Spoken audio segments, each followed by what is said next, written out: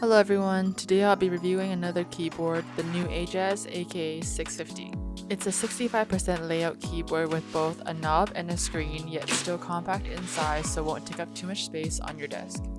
By the way, I got this keyboard for less than $50 USD on AliExpress, which makes this one of the most budget-friendly keyboards out there at the moment. So only 2 accessories come in the box, the keycap and switch puller, and a long USB-C cable. For less than $50, I can't complain. So let's take a look at the keyboard. The kit comes with a dust cover to keep the dust away from the keyboard when you're not using it. I find this piece quite helpful for when I'm eating messy snacks at the desk. This keyboard comes in 3 colorways. I have the black version with the Dream switch. These colorways kind of remind me of the AK650 Pro's colorways, which I reviewed over a year ago, and I guess they kept it pretty much the same since then. By the way, those videos popped off, and I'd like to thank everyone that has stuck around since then. So the keyboard case is made out of plastic, making this keyboard very light and portable, if that's your thing. The only thing visible on the sides are going to be on the top of the case, which you'll see the mode toggles, USB-C port, and the USB receiver. On the back of the case, they put this rigid design which adds texture to the case.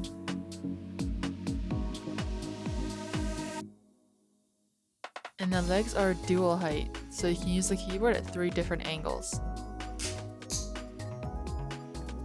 Just like the AK650 Pro, it comes with a screen and a knob, except this time to save space, they put the knob on the side of the board, which, after using this board for a week, I really like where they positioned it. Now I can turn the volume up and down with just one finger, and surprisingly it's quicker too. So let's talk the TFT screen. You can upload GIFs again. Yay! In the next couple of clips, I will be showcasing some examples of what I have added to mine this past week.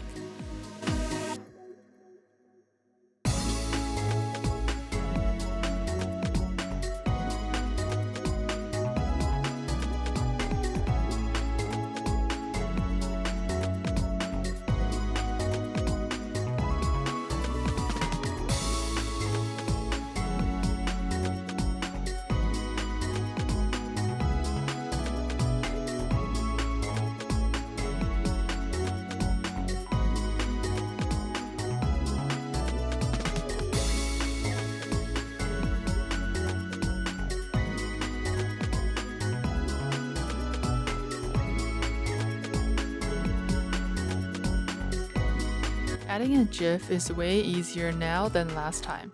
Just like last time, you'll have to connect your keyboard via wire.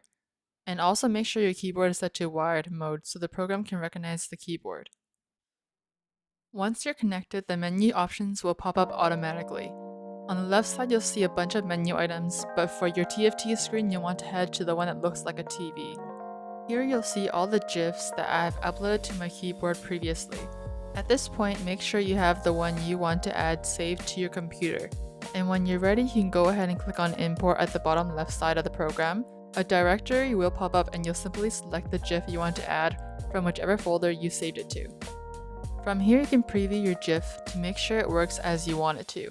And when you're ready, click out of it back into editing to upload your GIF to the keyboard.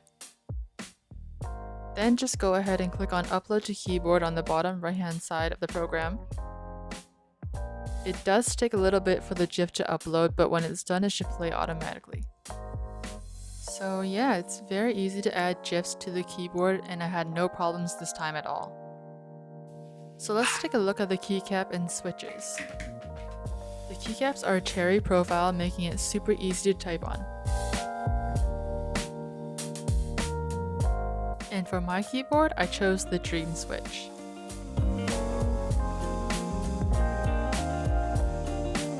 The keycaps are not shine through if you're into that, but you can always just change your keycaps if you're not happy with the lighting you get with these ones. The lighting is more soft and muted on this keyboard compared to other keyboards that I own right now. But this is a $48 keyboard, so it's crazy they include RGB at all. The original keycaps come with legends for the FN layer. This comes pretty handy when you're trying to remember which keys do what without the quick start guide nearby. Some keys even come with the Mac Legends, which comes in handy if you're using this with a Mac. So all these good points about this keyboard. But here comes the bad. For keyboard modders. Or maybe it's just a me problem. I could not open this keyboard even if my life depended on it. By the way, if you're new here, I have worked with plastic cases in the past, and there have been many cases where the case is maybe a little tougher than usual, but I always managed to get it opened. After successfully unhinging two sides of the keyboard, the shorter sides could not be opened.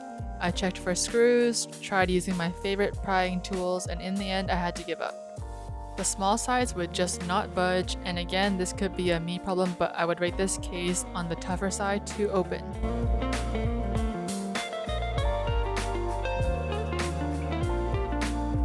So as I put the keyboard back together, I will tell you my final thoughts. Yes, it sucks you can't open this keyboard even if you really wanted to, but the reality is that you might not even have to. The stock sound of this keyboard is already really good.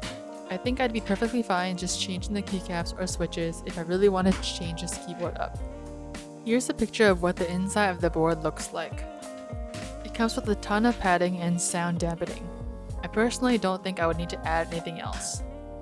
The stabilizers are already very good in this board. I truly believe that for less than $50, this board is a steal. If you don't believe me, here's the sound test.